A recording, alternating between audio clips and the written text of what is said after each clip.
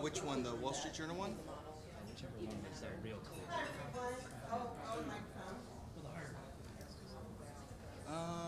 We can. Hello, everyone. I mean, it's not really. Thanks for coming to the symposium earlier and hearing our first two fantastic speakers. Please continue to enjoy your lunch while we start the panel. I'm Marianne Rafith, the Dean in the School of Education and Social Sciences, and this little welcome is primarily to give me an opportunity to thank Dr. Philip Harold, who was the primary organizer of the symposium, along with his colleague in political science, Dr. Justin DePlato, who also helped organize this. I wanted to thank our department secretary too, Renee Augustin, who's out at the table, so she won't hear me thank her, but sending it out. So thanks to both you and Philip, and I want to introduce Justin now, who introduced himself to us all in that witty repartee we just heard with our last speaker, and he's going to introduce our panelist and serve as moderator. Justin? Great, thank you so much, Dean Rafith. Let me just introduce our panelists quickly, and then we'll get into assessing the state of the election here for 2016. Sitting next to me here, we have Mr. Jay Cost, who is a columnist for the Weekly Standard and the author of two books, one, Spoiled Rotten, How the Politics of Patronage Corrupted the Once Noble Democratic Party and Now Threatens the American Republic, and A Republic No More, Big Government and the Rise of American Political Corruption from Encounter Books. He previously was a political analyst for Real Clear Politics. Sitting next to Mr. Cost is Dr. Michael Coulter, who is a professor of political science and humanities at Grove City College and has taught courses on American government and the presidency. He's the co-author of Getting Jefferson Right, has served as an advisor in some regional political campaigns, and has been an elections commentator on Youngstown TV News and other regional media since 1998. And then next to Mr. Coulter is Dr. Jennie Sweet-Cushman, who is an assistant professor for political science and assistant director of the Pennsylvania Center for Women in Politics at Chatham University. She has taught courses on American government and elections, and her publications and research interests include civic engagement, political psychology, and women in politics. So I thought we'd start with you, Dr. Cushman, and maybe assess for us the state of the election as it stands now and going forward on the Democratic side. Sure. Well, thank you for having me here today. I constantly marvel at the fact that I get to be paid to talk about these things, so, and that this is my job, so, because it's something that I find very exciting, and I hope all of you sitting here do as well, and that's why you're here. So, so I think if we were all sitting here a year ago, maybe even 6 months ago, we would all just be waiting for the Democratic coronation of Hillary Clinton, and as politics is apt to do, it took some turns, and that is not what we are doing right now, though some still believe that, perhaps. So what was supposed to be a non-bumpy trajectory to the nomination for Secretary Clinton wound up bringing in a few partners for that trip, and most of whom are not really worth mentioning. Any of you who saw the debate probably recognize that Lincoln Chafee was never going to be the President of the United States. Block of granite seemed about right. But she did wind up with this challenge from Bernie Sanders, and I don't think anybody anticipated how strong that challenge would be or how it would persist. And it's winding up, I think, working in the favor of the Democrats because it's making for a better dialogue. It's exciting the Democratic side in a way they wouldn't otherwise have been. It's exciting, at least temporarily, some folks on the Democratic side who might otherwise have not been paying attention. And it's refining the candidates in a way that wouldn't have happened without some competition. And so what you now see is a challenger who I think realistically does not have a shot at procuring the nomination, but is strong enough and is gaining enough attention that you're not going to get the negative backlash that you would get from a coronation. So what happens, I think, from here on is Hillary most assuredly gets Iowa. She's strong there. She's always been strong there. And in recent weeks, her poll numbers have been strong enough that I think they may remain that way. New Hampshire is a different story. When you go over to New Hampshire, there's all sorts of reasons that Bernie Sanders has an advantage there. I did see the most recent poll has her up a little bit. I would not be shocked if he still pulled that out. New Hampshire is famously easy to mobilize. They have same-day registration, lots of young people, and lots of young people are supporting Bernie Sanders. From there, it gets more complicated for the Sanders campaign. His support has come, as you probably know, from the groups of young people, primarily energetic young people who want to see a different type of political leader, and he represents that for them. But they also tend to be predominantly white, predominantly northern, and he will not, and I have seen little evidence that he's done much to make any inroads into different groups in other states. So once you move on to South Carolina, Florida, the rest of the SEC primary, those states, she's winning in the primary in polls by a margin of 40% or more at this point. Those are hard numbers to make up, even though it is months and months from now. And I often think back, okay, so where were we in 2007? Because there are some comparisons between the Hillary Clinton and Barack Obama election. And Hillary was ahead at this exact same point 1 year out from the election by 27 points nationally. So, yes, you could say historically there's precedence for that sort of thing changing. But the difference this year is in the undecideds. In 2007, lots of people did not know who Barack Obama was at that point, or didn't know very well. And Hillary Clinton's support was softer than it is now. Those undecideds don't exist the same way they did in 2007. And so the numbers that you're looking at now are less likely to change in any dramatic way than they were in 2007. So looking at those sorts of numbers, I think what you're really looking at is, perhaps Sanders makes some inroads, the races tighten up some, but ultimately in states that we don't usually talk about, Texas, for instance, we don't talk about that because a Democrat has no shot at winning in the general election. Democratic Texans love Hillary Clinton, adore Hillary Clinton, like 90% approval rating. So she's at a real advantage in the remainder of the states. Where it becomes a challenge for her then is when you get into the general election. And I think the thing that is keeping Hillary's strategists up at night is not her emails, is not Benghazi. It is what happens to Sanders voters. Because if she does not turn out Sanders voters in the general, she loses.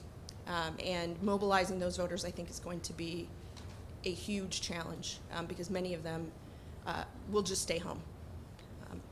So I'm interested to see what we talk about here on the Republican side, because an additional challenge could be, though I still think that it's far-fetched at this point, but if Ben Carson truly is the nominee, he has the potential to eat into the other constituency that's really important to Hillary Clinton, and that's the black vote. I don't think it would be too significant of a gain that he would have, but even a small percentage can make a difference in some of those swing states, and she needs to really be able to rely on that black vote. So there's also consideration for what's happening on the other side there for the Clinton campaign. Thank you very much. I think that's a wonderful segue to the Republican side, which apparently is much more exciting and intriguing than the Democratic side. And so, Mr. Koss, would you share your thoughts on the state of the election for the Republicans? My pleasure. Thanks for having me. It's great to be here.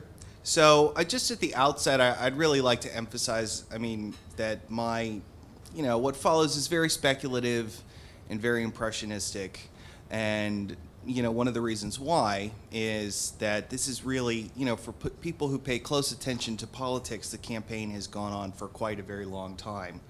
But the average voter, even the average primary voter, is still very early in the decision-making process, which, by the way, I think is one reason why we've seen such wild swings in the polls.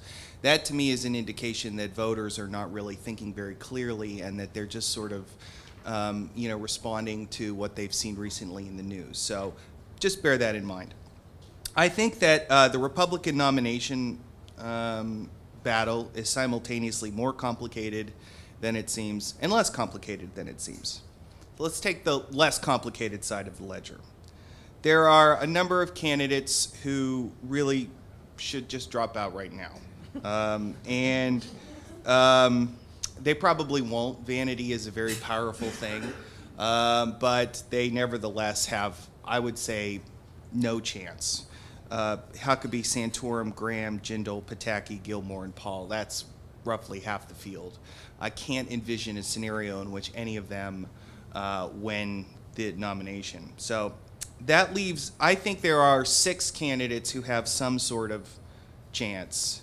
Trump, Carson, Rubio, Cruz, Bush, Fiorina, Kasich, and Christie. So let's take all of them one by one. Kasich and Christie, I don't see either of them as having a really very strong chance. I think that Kasich on paper makes a lot of sense, but his campaign has sort of succumbed to the John Weaver malady that John Huntsman tried to do in New Hampshire 4 years ago, when the strategy essentially being to run for the Republican nomination by criticizing Republicans. That tends not to be a very good way to win the GOP nomination. I think he can probably get 10 to 15% in New Hampshire, but I have a hard time seeing him going beyond that. But still, Kasich has a certain appeal to him. He's the governor of Ohio. He is at I think he's about at 10 to 15% in New Hampshire, so that's not peanuts. And the candidates that I mentioned previously are all at peanuts in the polls, so Kasich is a little better than that. Christie has enormous political talent, just raw, almost unrefined political talent, and I think that if he'd run in 2012, he would have been a real contender for the nomination. But the last 4 years have not been incredibly good for him politically. The bridge scandal hurt him, obviously. His appearance with Barack Obama in the aftermath of Hurricane Sandy, right before the general election, hurt him with conservatives.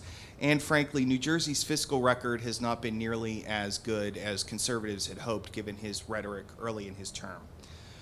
Carly Fiorina has enormous political talent. It's really interesting, too, because she's actually improved it. It's not so much raw talent in this way that Christie's is, but if you look at her performance in California in 2010, it was mediocre, even lackluster, but she's really become a very sterling debater. What I would note, though, is that she's really kind of fallen in the ranks since her breakthrough debate, and I wonder if she kind of somehow, she is an outsider persona, but she's also connected with big business, having been the CEO of HP.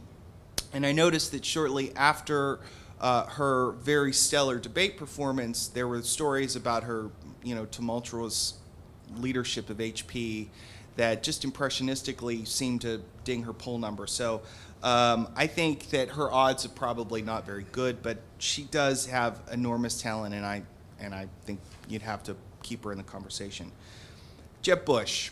I have been a contrarian on Jeb Bush, unlike most people in the Beltway media.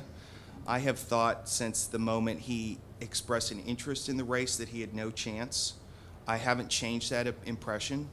My read on the Republican electorate is that they want to change. My read is that on domestic politics, they think that the Bush administration was mostly a disappointment. And I think that Jeb had enormous challenges in his last name. And I thought that they would be in Super Bowl, even with an expert campaign, but his campaign has been far from expert. I could go on and on and on about how many dreadful mistakes that he's made. I think instead I'll just mention the most recent one. After his disastrous debate, where he called Marco Rubio out for not attending the Senate, which is just such a lame attack that has that has absolutely no resonance among Iowa Republicans or New Hampshire Republicans. It just has no resonance.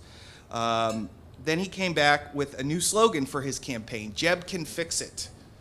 Right? The implication of that was supposed to be, hey, we have all these problems and I, Jeb Bush, can fix it. And I think, but it has a double meaning, right? Jeb can fix it as in Jeb can fix his campaign. I think that double meaning was unintentional. That is how badly that campaign is being run. And if you've ever heard the phrase more money than sense, see, for instance, Jeb Bush. So I am not a big believer in the Bush campaign, but this is the trick with Bush, is that Bush is still consistently pulling 7 to 10% in the polls, especially in New Hampshire. So he has a quantum of support that might induce him to stay in the race so he can complicate the calculus. And then he also has a decision about how he goes out of the race. He can choose to go out wielding a knife at Marco Rubio, and that would disrupt the race, or he could choose to go out in a gentlemanly fashion. And, you know, the Bushes have a reputation of being gentlemanly, but in the last week or so, Jeb has sort of pulled the knife out on Marco Rubio. So I don't know what he's going to do, and until we know, that's a real complicating factor. I don't think that Donald Trump or Ben Carson are serious candidates for the presidency. I've never thought that. I think that there are a lot of reasons for that, and take both of them in turn. First of all, Donald Trump has enormous political baggage. He's not nearly as popular as his lead in the polls would suggest. In particular, if you look at Trump in head-to-head races against other Republicans, he does very poorly. He has relatively high unfavorables. They're not as high as Jeb Bush's unfavorable ratings, but they are fairly high. Moreover, I think that Trump has had the advantage of a very wide field, so he can make it seem like it's Trump versus a bunch of chuckleheads. However, the field is going to narrow, and it will no longer be Trump versus a bunch of chuckleheads, but Trump versus Marco Rubio. And if any of you saw the debate last week, you will know that Marco Rubio is not a chucklehead. Now, regarding Ben Carson has vaulted into a polling lead. But if you talk to people who specialize in political campaigns, they are completely bemused about what he is actually doing. His fundraising numbers for the third quarter were impressive, but his so-called burn rate was off the charts. The burn rate is the amount of money that you spend to raise the money that you raised, and his burn rate is beyond anything in comparison to what our serious presidential candidacy can maintain. The implication that I've gleaned from people is that he is spending a lot of money building a mailing list, but it's not actually delivering any revenue. And that while these sorts of efforts can, in the long run, deliver campaign cash for somebody, it would take years to develop that. So there is speculation that what's actually going on here is that Carson is being taken advantage of by his campaign consultants. So that leaves me with two candidates that when I look at the race out of 13 or however many, I see really two. That's Rubio and Cruz as the most likely to win the nomination. And again, these are impressionistic and speculative. Things are liable to change, blah, blah, blah. But I think that that's the real contest. And it's ironic because they're in third and fourth place. But I think that those are the two to look at. And I think that the winner will ultimately be decided based upon a number of factors. The first one is who gets the better of the two of them when they finally face head-to-head. If you've noticed in the debates, they haven't really gone after anybody. Cruz in particular is very clearly keeping his powder dry. He hasn't really gone after anybody at all. Cruz is going to make a move here in the next couple of months. Cruz is a very, very smart, sophisticated politician who, for what he lacks, I think, in personal charm and magnetism that Rubio possesses, he has a very keen understanding of the Republican electorate. And I think that he has been very strategic and very smart in many respects. The second thing to keep in mind is, when do the other candidates drop out and who does their support go to? That's a big unknown. Who does Carson's support go to? Well, for starters, it depends on when Carson drops out. If Carson holds in the race longer, that could change things. And frankly, I don't know how that support breaks. The third one, and I would say the most important one, there's something to be said to looking at nomination processes from a horse race perspective, and polling, and interest groups, and the calendar. But you take a step back, especially when you look at it through the lens of history. And you can see that nomination battles are often a conversation that political parties have with themselves. And I think that the Cruz-Rubio contest is indicative of a conversation that the Republicans have been having since 2010, which is, granted we are united in opposition to Barack Obama, what do we do now? And Cruz and Rubio, who, by the way, are both Tea Partiers in 2010, and both, by the way, also won their nominations by defeating established candidates within their own state parties. But in Washington, D.C., they have moved in two very striking different directions. Cruz has been the consummate outsider, prepared to sort of call out his fellow Republicans in the Senate, and then go on to Fox News and explain to conservatives how awful everybody in the Senate is. Rubio has taken a different tack. Rubio has worked with Mike Lee to put together a really serious tax policy program. I was personally involved in some respects in, the sort of intellectual effort to repeal the insurer bailout provision in Obamacare. And Rubio was a guy whose staff was interested in that issue. Like, he was actually interested in policy and getting things done in the Senate.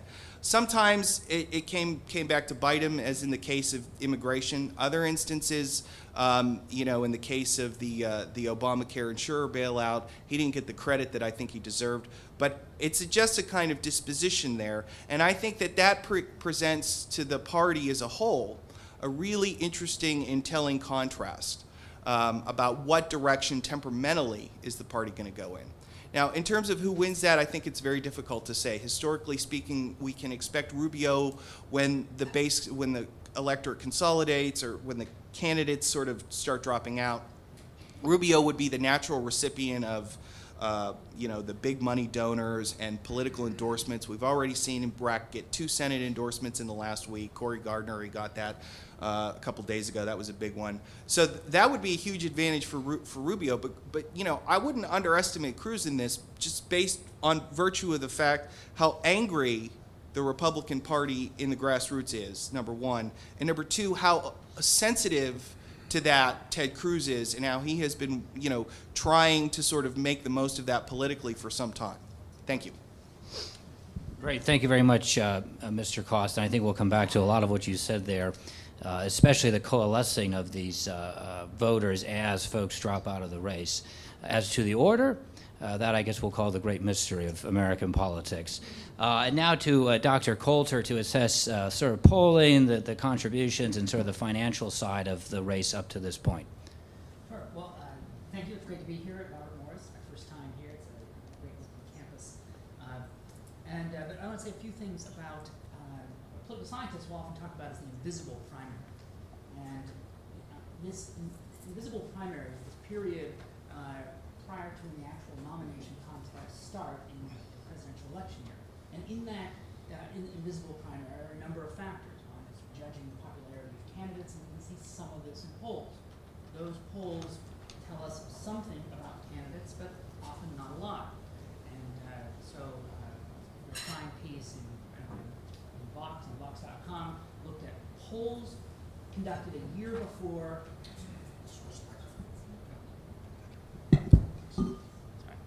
Polls conducted a year before an election, and to see when there was not either an incumbent president or sitting vice president seeking election.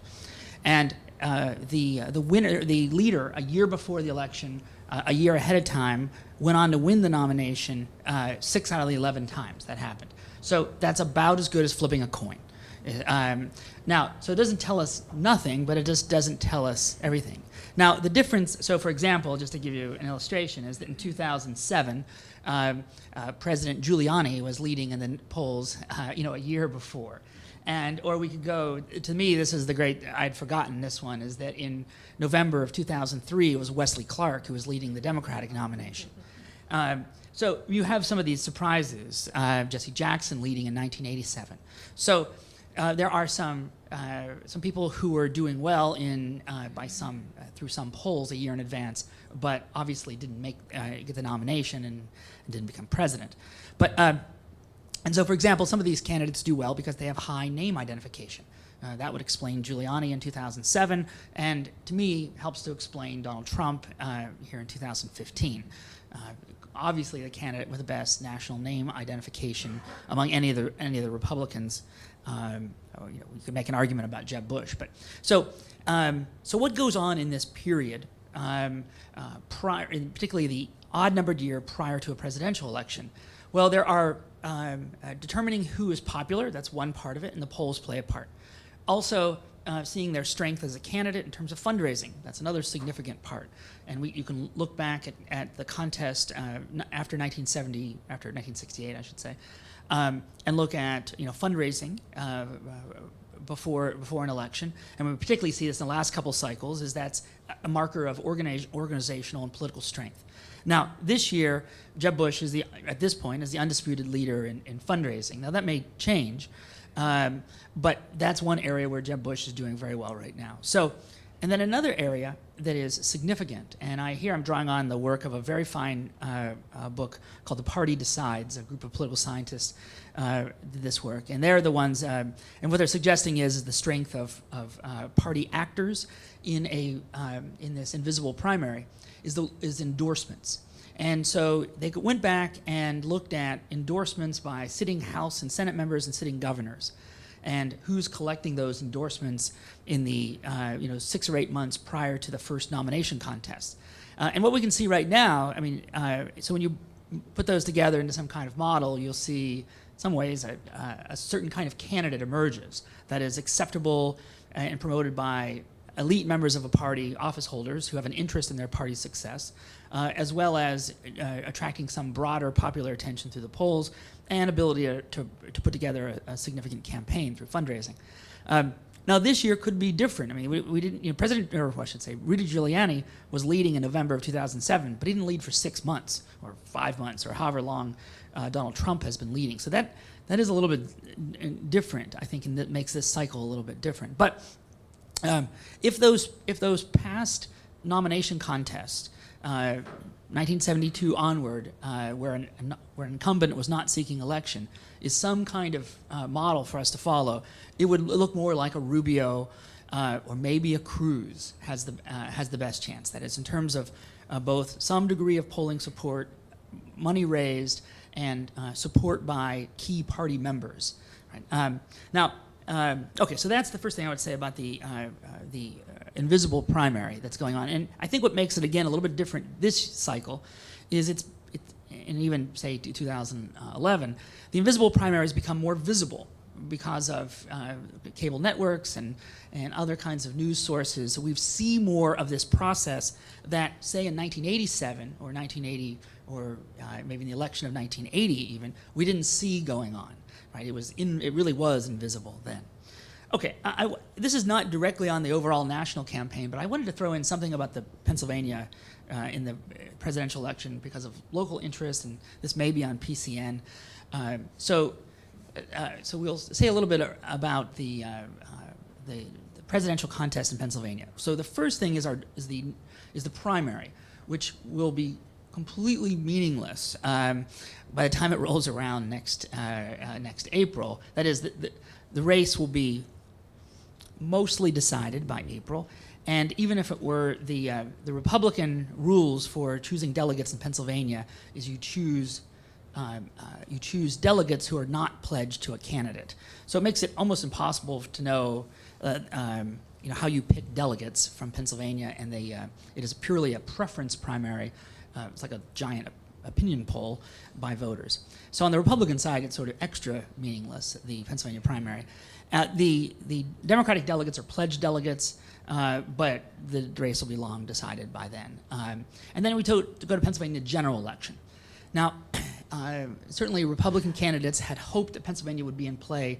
Would love to have Pennsylvania in play in the 2016, but Pennsylvania, even though that hope has been there in some previous cycles, particularly 2004 and 2008, there was significant resources spent from the National Party to try to win Pennsylvania. It still wasn't close. Now, 2008 has a special case because of the financial meltdown of the last 45 days before the election. But if you go to 2004, the Bush campaign raised and spent a lot of money here in the state. They had operatives throughout the state. It was really probably the best effort at a presidential election for a Republican in the state, and still didn't win. And then 2008, there's lots of wins against McCain and support for Obama, and it's not close. And there was little financial investment in Pennsylvania in 2012, although the results were a little closer in 2012 than 2008. So, I think from the perspective of those of us who are really interested in politics, we love to see active local parties, to see lots. We actually watch commercials, or interested in those things. And while that would be fun, I would think that this will be a race that still that Republicans in particular will be focusing resources elsewhere, making sure they win places like Florida, Ohio, North Carolina, Virginia. Those are must-wins. And if they are doing so well in those states, then maybe Pennsylvania could be in play. But I think that's unlikely. So I just don't. I think you'll probably see fewer national, presidential ads here than you might have had you been watching television back in 2000 or 2004. So, okay. Oh, thank you. I think that's interesting, Dr. Coulter, especially your suggestion about the science struggling with predicting the primary outcome. And I think a variable that a lot of people have been curious about is this phenomena of outsiders versus insiders, as if somehow this election cycle is unprecedented because we have Bernie Sanders on the left and we have Ben Carson and Donald Trump on the right. And as we see, particularly from the punditry, a coalescing on the right towards Rubio off of one debate performance, and a dismissiveness of Trump and Carson, that they'll eventually fall out, presumably they'll fall out. How do you think the science should handle that variable, sort of the outsider variable inside testing and determining the likelihood of who's going to win this race? Tough question. Oh, yes. Yeah. Because always have been outsiders running in some ways outside of the party elites. And I don't mean that, and I should say I don't use that as a pejorative reference. Party elites; these are just office holders with significant interest in their party's success, electoral success. So I mean, what could have a situation is you have the electorate, the broad number of voters become the more dominant element than the elite endorsers, and that sends those sort of party elite endorsements no longer have the power as a signaling to rank and file party members who have an interest in their party win. And so that might be the disconnect that makes this cycle a little bit different, is the signaling feature, between active party members and sort of new activists. And all elections kind of draw out sort of first-time activists. And it's typically not a winning strategy to depend on those. But that's sort of the Carson, and in some ways the Trump base is a lot of new activists. But that may show a kind of change in the dynamics of the party, is that the lack of a signaling effect between those two parts. But in this book I describe Party Decides. They have a great image that I think it's worth repeating here. They describe a presidential nomination process as a coordination game. That is, and game doesn't mean to demean this, but it's a group of activities where individuals are trying to coordinate something. And they said, describe it going to a restaurant, and you get a group of people. We're going to say you all go to a restaurant. You have to, and if you all go to the same one, you get a discount, right? So you have an interest in finding a restaurant that is agreeable to most of you, but and some of you that discount may be meaningful, but for some of you your preferences may be so strong that you're willing to forego that discount because you really want to go to I don't know, Chipotle or something like that, and forget about what the rest of these people want. Maybe you don't want to go to Chipotle today, but not anymore. But So the question here is that you think of individual preferences as opposed to sort of group benefit. I think that's a way of thinking about this process. So you have maybe a process now that's dominated by individual preferences rather than a perceived group benefit. I think that's very astute. Dr. Sweet-Cushman, I think we have to come back to the Democrats. It's almost as if they're not having an election. I won't say much, I guess. So let's have some fun. Is there anything that could derail Hillary Clinton from the proverbial coronation? Right, and that is what the pundits like to throw that out there. You never know what could.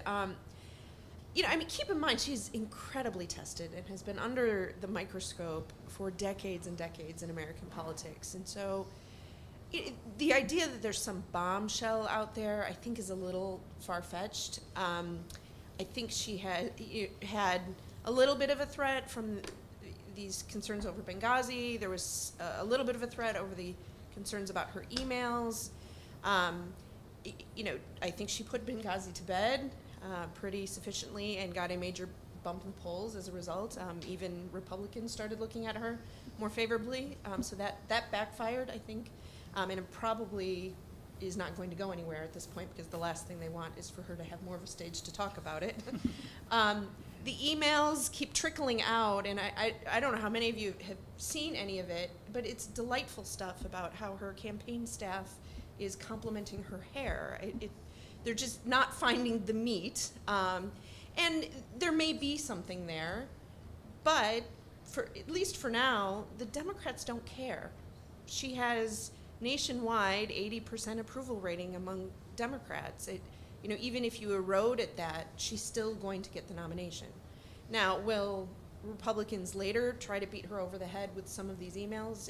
Perhaps. There doesn't seem to have been a smoking gun, or at least a gun with enough smoke coming out of any of that at this point, that it would have much of an impact. Could there be something else? Of course, always. There could be something else lurking at any corner. I would imagine if that's going to come from the Republicans, they want to hang on to that until it's their turn to take her down. So you won't see it, I think, in the nomination fight. So some are suggesting that might be the alleged Clinton-Epstein scandal. Is that what you're alluding to, a smoking gun? Yeah. Not that we're making or breaking news here, right, but the suggestion that there was some sort of agreement or alleged behavior between the ex-president and that infamous ring of prostitution. And there again, I don't know how much, at least Democratic voters, are concerned about labeling her with, the sins of the past, so to speak. So I don't know how much of a taste there is for that. Mr. Cost, we heard in our last presentation here today that the Tea Party is dead. Died in 2011. And it was rather emphatically stated to us that there are no Tea Party voters, as if libertarians and fiscal conservatives have essentially disbanded. I'd be curious to hear your thoughts about sort of the Tea Party's effect inside the Republican nomination. Yeah, that's a good question. Look, I don't think the Tea Party is dead. I never really bought the concept of the Tea Party anyway. I mean, the Tea Party, it was neither party nor had anything to do with tea. It was just a metaphor to describe a sentiment, and it wasn't an actual organization. I mean, there were a lot of organizations that formed in the wake of it, but my goodness, the term goes back to a Rick Santelli ran on Morning Squawk. It was a term of art. Is that sentiment still extant? Absolutely it is. And as well documented by Jeb Bush's underwater approval ratings among Republicans, or underwater favorable ratings among Republicans. And look, I think that to look at the ultimate effect of the Tea Party, if this race does point toward a Cruz-Rubio showdown sometime in March, those are two quintessentially Tea Party candidates who followed a quintessentially Tea Party path to the Senate, both of whom having defeated establishment Republican office holders who were higher up in the hierarchy than they were in Senate in Florida and Texas. So, I think the Tea Party, such as it was has changed, but I don't think that its influence, or maybe it's no longer an apt phrase, but there is still a mood among Republicans that you could call Tea Party-ish. And you can see it again. You look at Jeb Bush's favorable ratings, but then also look at the Republican Party's favorable ratings. The Republican Party tends to do about 10 to 15 points worse in its favorable ratings than Democrats. And my general rule of thumb is that whenever anybody that's closely identified with a political party is pulling less than 45% approval or favorable numbers, that's their own side, having a disagreeable view of them. So for the Republican Party to have a favorable rating of around 30 to 40% suggests to me that there is a not insignificant group of Republicans who have a dim view of their own party. And the fact that if you change the phrase of the question from the Republican Party to congressional Republicans, that number drops down into the low 30s or high 20s, which suggests that about half of the Republican Party disapproves of their own members of Congress. So that to me suggests a Tea Party sentiment that may or may not be active or latent at the moment, but it is nevertheless a force to be reckoned with. Very good. I think we should open up to some questions now, Dr. Harold, from our esteemed audience.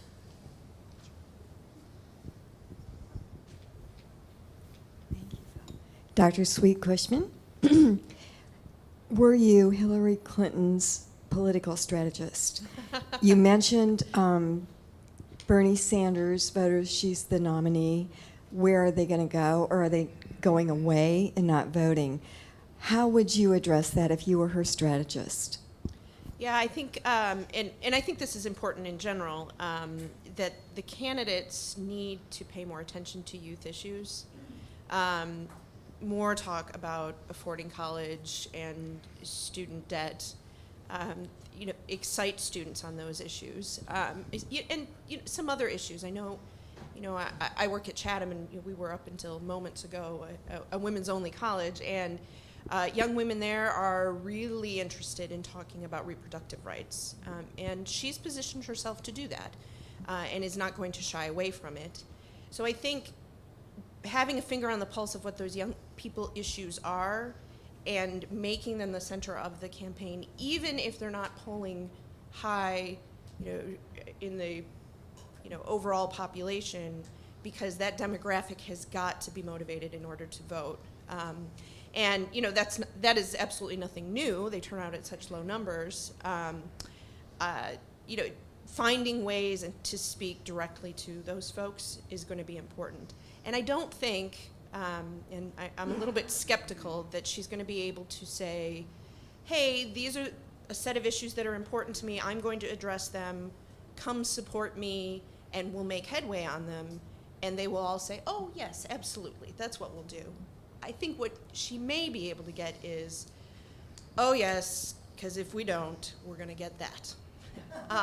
And so a lukewarm support, and it won't be all of them, but if it's a moderate turnout from Sanders supporters to then support her in the general election, even if they're holding their nose while they're doing it, is really all she needs. She's not going to lose the Sanders vote. I mean, perhaps some small portion.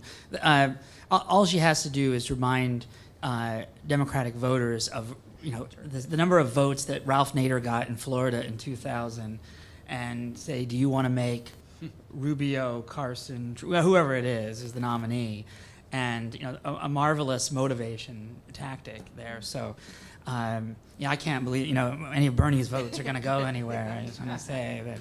I think I am genuinely concerned that they will stay home, because a lot of those folks would not have voted in 2008 or 2012 were it not for Barack Obama, and you saw a lot of them drop off in 2012. And I don't see Hillary as being the candidate who can speak to them the same way that Barack Obama did. She hasn't. Maybe she's got a plan to get there and inspire them, but they really needed to be inspired to show up. Barack Obama did it, and I don't see her doing that right now. And that's an important demographic, and it was to Obama as well. Right, very interesting. It sounds like you're suggesting something might happen to the Democratic Party that happened to the Republicans with the Tea Party voters in 2012, essentially asserting that Romney wasn't conservative enough. So do we have sort of a dino effect in the Democratic Party whereby voters are questioning the legitimacy of the policy preferences of the Democratic established candidate, Hillary Clinton? Do you see sort of the same effect? I don't see it as an ideological divide. I see it more of a cult of personality. There was something magnetic with Barack Obama that brought that youth out, and I don't see that they're seeing that in Hillary Clinton. She is probably like their grandma or their mom, you know. And I don't know how I need to fight for mom like that, the same way that you know this fiery hope and change. Barack Obama inspired me in a way that I'm not getting from Hillary Clinton, and her stump speeches are not her strength either. And so, looking forward, and you know, young people like to go out to these rallies. I don't know that they're going to find that same sort of energy and enthusiasm, just based on personality. I don't think it goes too deep into policy because there's not huge differences between the two candidates in policy. A demographic I haven't heard mentioned yet today, and it's probably going to matter more than any of the ones we're talking about, is Latino at this point. The 2012 postmortem that the RNC put out indicated that the Republican Party needs to do substantially more to motivate parts of that Latino demographic. What's your take on the current 3 years later, of the work that's been done, or perhaps the work that's been done against those kinds of efforts, and where's the eventual nominee going to stand, in your opinion, based on what's happened to this point in March or in April in relation to needing to pivot back towards this all-important demographic? Yeah, I have some thoughts on that. I was not a fan of the RNC postmortem. I criticized it on the pages of the Weekly Standard for multiple reasons. The first of which is that the concept of the Latino voter in an electoral standpoint is confuses more than it clarifies. It is a category that was created out of whole cloth by the Department of Health, Education, and Welfare in the mid-1960s to describe a series of ethnic groups, many of whom have little in common with one another. So, for instance, when we're talking about the Latino voter, we're simultaneously lumping upper middle-class Cubans in Miami with poor Mexican Americans in West Chicago. That, to me, is not a very good, very strong, clarifying category just right off the bat. Beyond that, I think that when we break down the Latino vote, I think that it is not nationwide.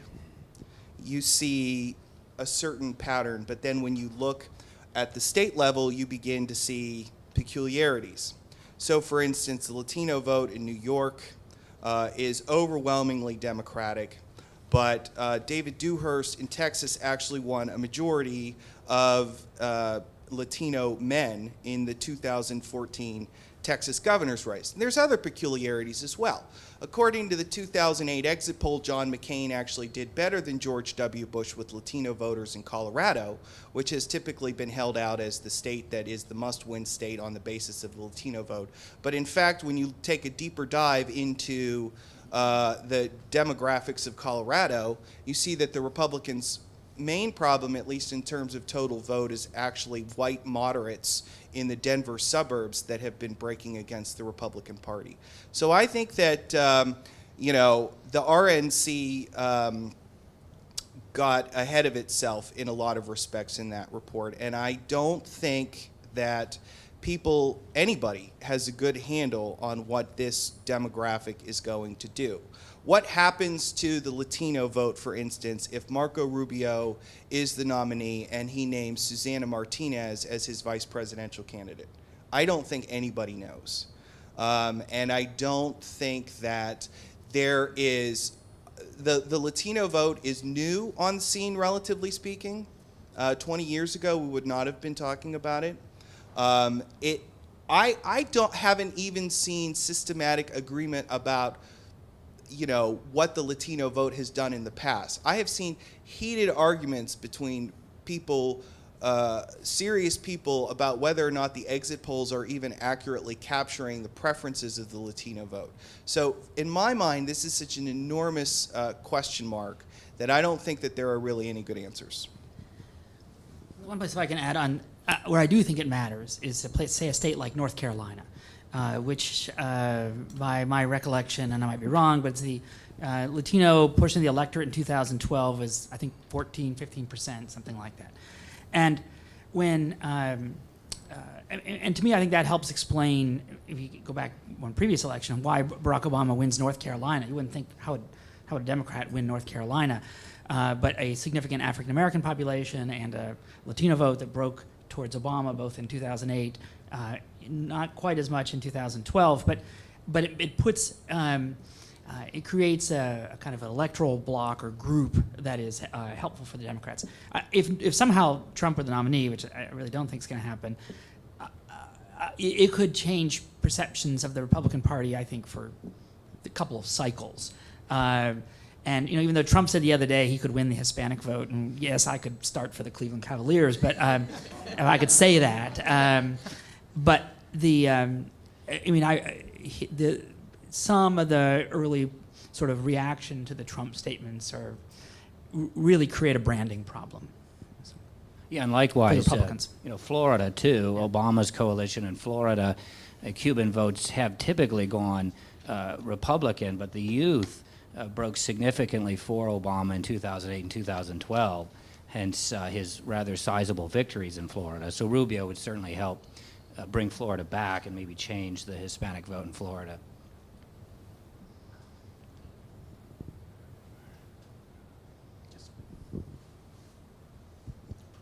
Can any of you help explain the cooling off of Rand Paul's supporters? They were really fired up a few years ago, and now they're just so cold they don't even exist anymore. Yeah, Rand Paul's problem is that he's run a terrible campaign. I mean, that's his number one problem. His number two problem is that there's just so many other candidates now that there's just, a larger menu from which to choose. But I think there's a third problem as well, which is the foreign policy environment. I think that Rand Paul's foreign policy had a lot more play on the Republican side in 2011 than it does in 2015. That the Republican Party is swinging back to the internationalism that has characterized it for most of the post-war period. I think that there was a period after the Iraq War had sort of, drifted sideways, the Afghanistan conflict had drifted sideways. Republicans were thinking in more isolationist terms, which made them more amenable to Rand Paul. But now, between the Iran deal, between Putin's aggressiveness, from China's aggressiveness, that the average Republican voter is swinging back to the kind of policy prescriptions that, frankly, everybody else in the field, almost without exception, is pushing those ideas. And I think that's a signal of where the voters in the party are now.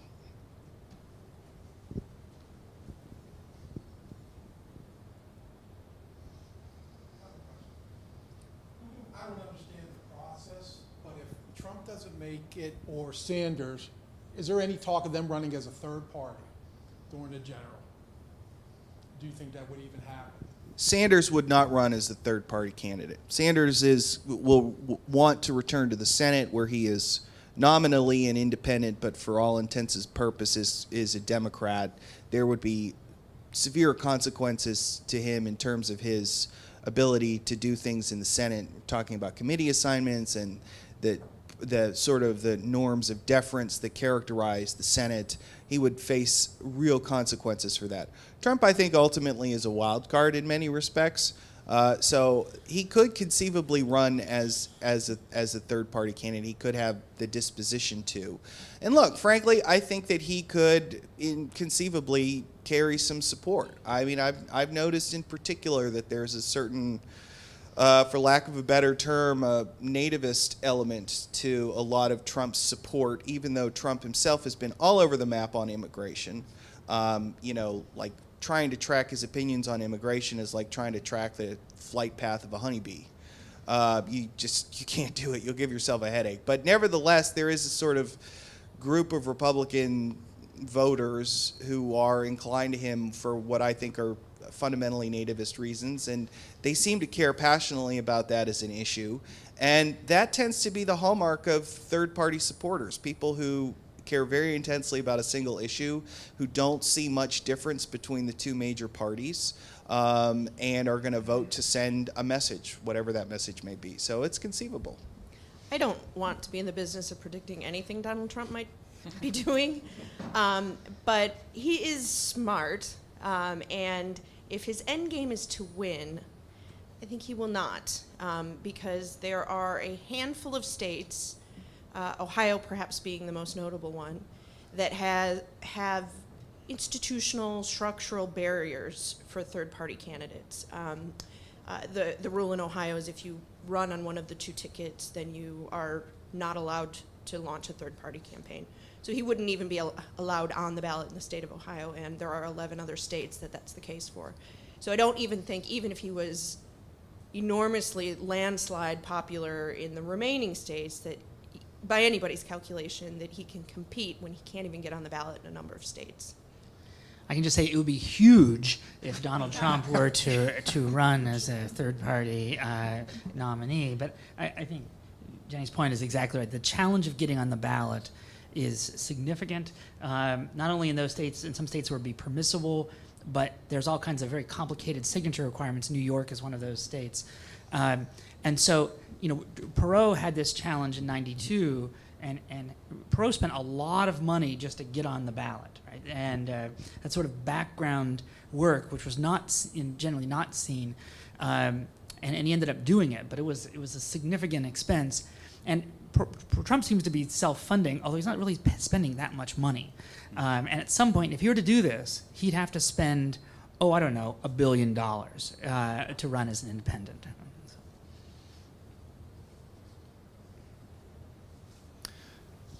I have a question. Looking ahead to who the ultimate candidates might pick as their running mates,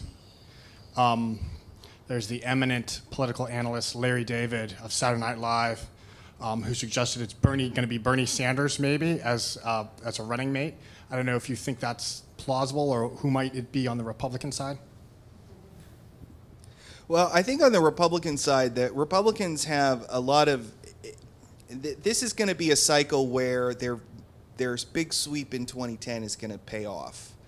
You're seeing it pay off at the top of the ticket with, if somebody like Cruz or Rubio wins the nomination, they will have come in through the 2010.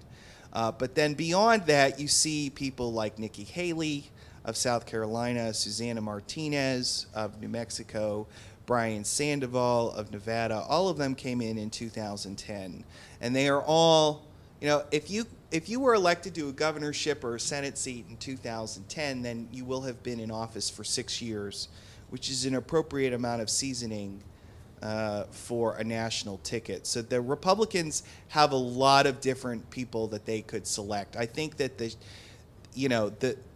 short list is always 3. But I could see the short list being upwards of 8 or 9 serious people that you should take a look at who could bring real strengths to the ticket. And that's just the advantage the Republicans have been able to draw from having come to dominate the sub-presidential level as thoroughly as they do. I mean, if you add up the state legislative seats, the governorships, the House seats, and the Senate seats, we have not seen the Republican Party hold so many elective offices since the 1920s. And that is a real benefit in terms of selecting a vice presidential candidate.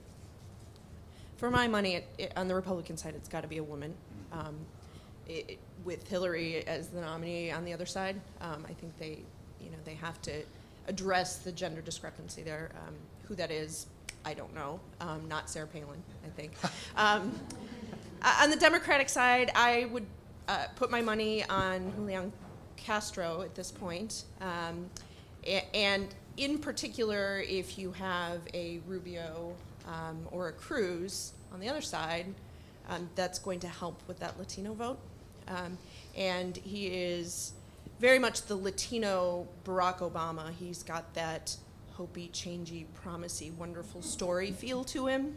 And so his narrative will play well.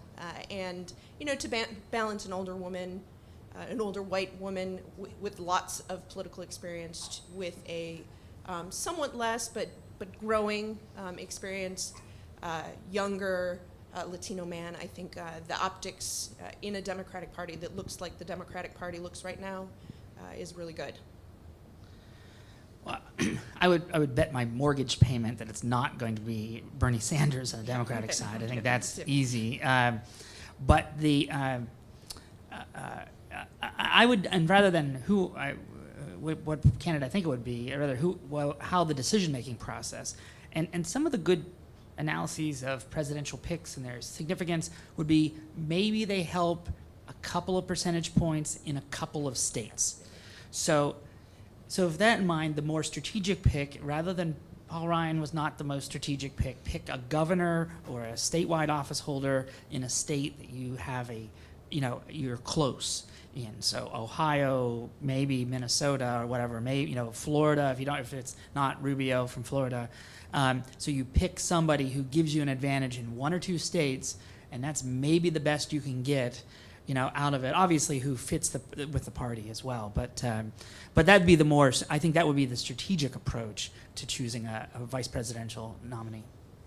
Yeah, I would agree with that. Vice presidential pick does not matter. You heard it here first at RMU. It would only be if the election was incredibly close. And historically, that's a very rare phenomenon. And with the current partisan composition, with the voter identification, the likelihood of a close election here is an anomaly. So I would say, play cards and try to figure that out all night long. I would say that historically speaking on the Republican side, if you look at the last couple of cycles, as a matter of fact, if you go back to 1996, Bob Dole picked Jack Kemp, George W. Bush picked Dick Cheney, John McCain picked Sarah Palin, Mitt Romney picked Paul Ryan. None of those choices were choices meant to secure a couple points in a state. They were, on the other hand, reminiscent of the pick of Al Gore in 1992, which was to amplify or reinforce a message that the vice presidential nominee was thought to strengthen the claim of the overall campaign. And so I would caution writing off the vice presidential selection, because if that is in fact the purpose of the vice presidential pick, to reinforce a message, then it would be very difficult to isolate its influence in the overall matrix of variables that produce a final result. And so I would suggest as well, historically speaking, the time and care and consideration that is put into the vice presidential selection process by the people who helm these campaigns suggest that they think it's important.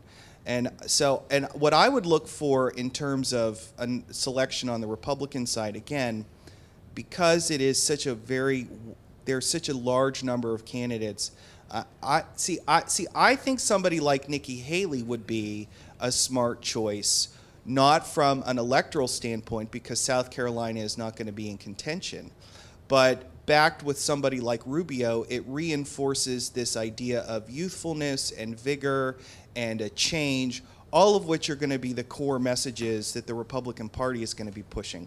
On the other hand, somebody like John Kasich, if Rubio is the nominee, he will, John Kasich might, in theory, confer benefits due to the fact that he's from Ohio, but he's in his mid-60s. He's been in politics for over 30 years now. He was at Lehman Bank.